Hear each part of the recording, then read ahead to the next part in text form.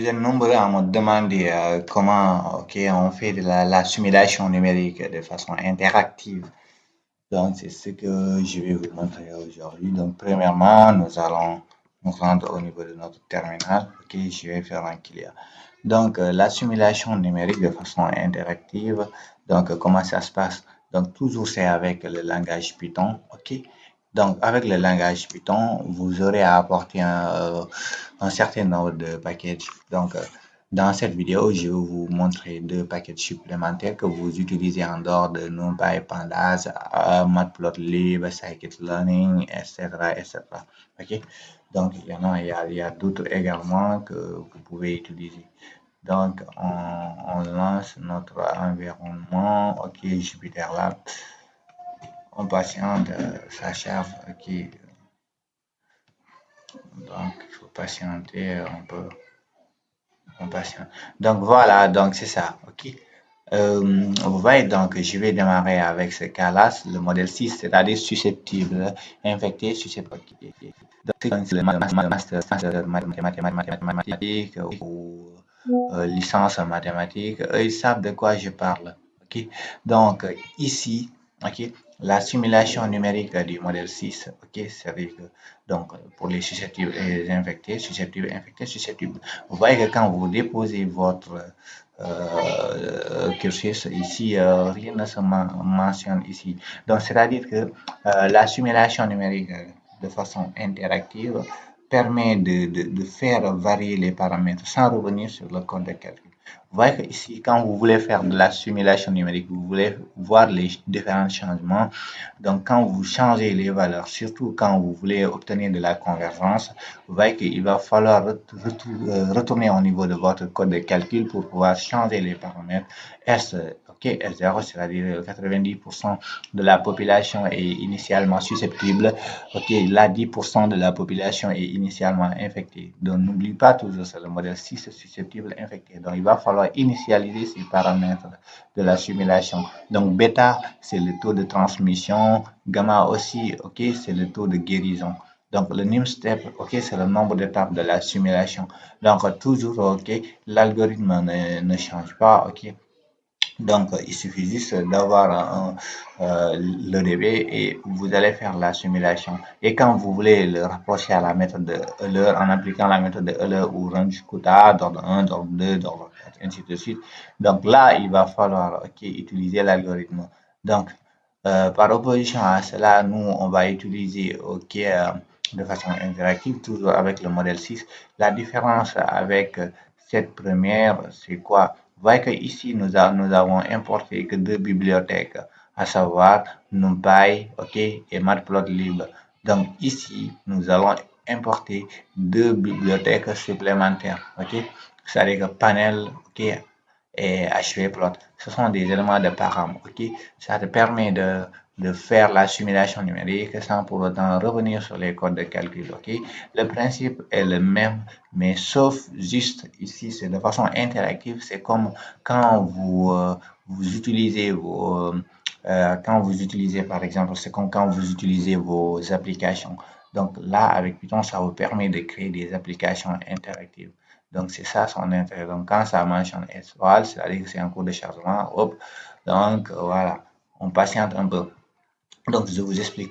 Donc, cela est utile dans le cadre de vos projets de mémoire, de vos petits projets, ok, de simulation numérique, ok, de simulation numérique.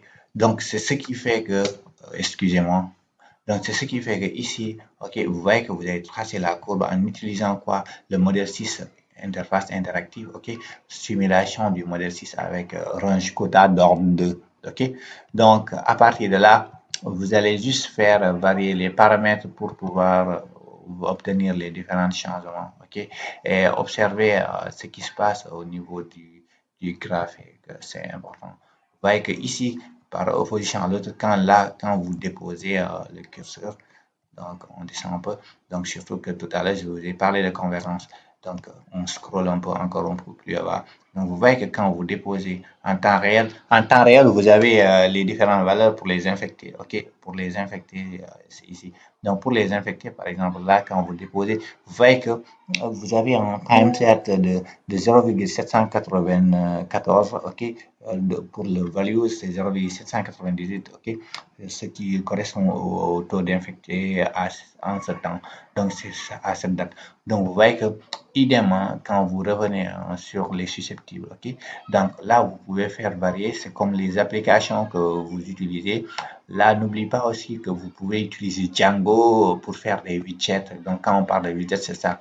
Donc, pourquoi je vous présente cela? C'est-à-dire, récemment, j'ai vu une offre de stage dans le cadre de la simulation numérique. Ils ont besoin d'un technicien en calcul scientifique, un ingénieur même en calcul scientifique. Donc, l'idée, c'est quoi? C'était de ce stage. Ils ont exigé la maîtrise des widgets en Python ou autre, etc. Donc, vous voyez que, donc, d'où l'intérêt. De nos jours, vous ne pouvez pas faire la simulation numérique uniquement en vous arrêtant sur des codes statiques, en voulant faire changer les paramètres. Il va falloir revenir dans votre code de calcul, changer un peu. Alors que ici, vous le faites en temps réel, ce sont des applications. Et vous avez également la possibilité d'ajouter, OK, des images. Là, c'est le modèle 6, c'est pour permettre, OK, au lecteur de comprendre, OK. Donc, vous pouvez également interpréter cette simulation, OK, numérique, le modèle 6, en utilisant des équations discrètes pour représenter les taux de changement de la proportion d'individus susceptibles S, OK, et infecté I, comme je l'avais présenté précédemment, dans le temps. Il trace ensuite les résultats pour visualiser l'évolution des proportions de population susceptibles et infectées au fil du temps. OK. Le modèle suisse est souvent utilisé pour étudier des maladies où une personne guérie de l'infection, mais peut être réinfectée plus tard comme la grippe ou le rhume, etc. Il peut également être utilisé pour évaluer l'impact des différentes stratégies de prévention et de contrôle des maladies infectieuses. On peut également citer le cas du coronavirus. OK? Donc, vous voyez que d'où l'intérêt du modèle 6. Et Python est tellement puissant que cette fois-ci, on ne va pas s'arrêter ici. Je vais vous montrer également, OK, avec, euh, avec dans le domaine de la data science, je vous montre également dans le domaine de la data science, OK, dans le domaine de la data science, vous pouvez également utiliser Python. Ça, d'autres utilisent Tableau ou Power BI pour faire des dashboards. Alors que vous pouvez faire vos propres dashboards à partir de Python. On va faire un tout petit peu clair. Donc, OK. Donc, c'est ce qui fait que dans votre dashboard, OK. Donc, dans votre dashboard, tout ce que vous avez à faire, OK, c'est de vous lancer, OK, dans le code de calcul Python, faire le travail, OK. Et après avoir effectué tout cela, ça prend un peu de temps, il va falloir patienter là un peu, OK. Donc ici, vous voyez que nous allons lancer notre serveur, le localhost, OK, qu'on va cliquer.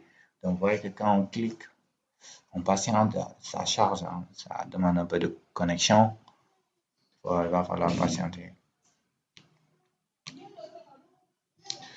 Donc, toujours, vous voyez le modèle 6, OK? Vous pouvez changer les paramètres, faire varier proportion de la population. Ça, là, c'est le temps, OK? Vous voyez que supposons que quand je fais varier, OK, vous voyez qu'il y a un changement en temps réel, OK?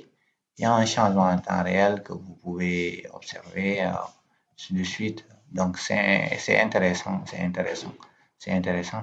Tout à l'heure, je vous ai montré la partie statique.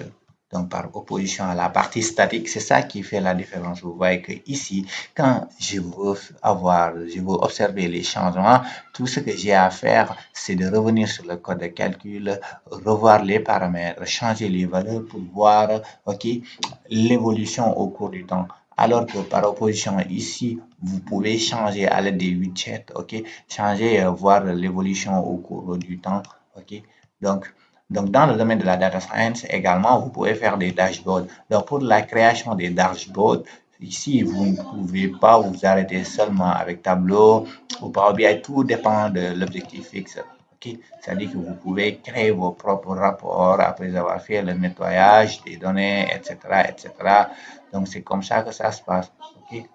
Euh, donc, vous voyez ici, OK, quand vous, là, c'est pour la communauté Apple, OK, pour leur portefeuille, OK, pour Amazon, vous voyez que vous pouvez avoir les différentes valeurs, les chiffres d'affaires en temps réel, là aussi, OK. Et vous pouvez checker, voir le nombre d'acheteurs, ce qui est vendu, ce qui est tenu, et tout, OK. C'est Amazon, OK, c'est UNH, OK, c'est là, c'est GNG, OK, c'est Johnson Johnson, ou c'est le groupe Santé United States, OK, c'est Alphabet, c'est Amazon, c'est Microsoft, OK.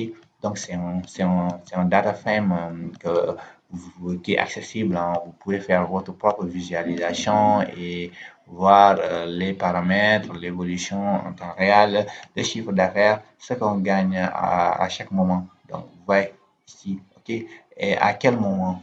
Et à quel moment il faut lancer des campagnes publicitaires, tout cela. Donc, l'objectif, c'est pour montrer à ceux qui font le master en calcul scientifique ou ceux qui ont des projets de simulation numérique, OK, l'intérêt de Python, OK, pour faire des visualisations interactives avec les codes de calcul, en passant par la simulation numérique, avec l'usage de panels HVplot, et il y en a d'autres, hein, il y en a d'autres. Donc, pour ceux qui sont intéressés, OK, vous pouvez me contacter. OK, on peut échanger directement sur votre projet de mémoire.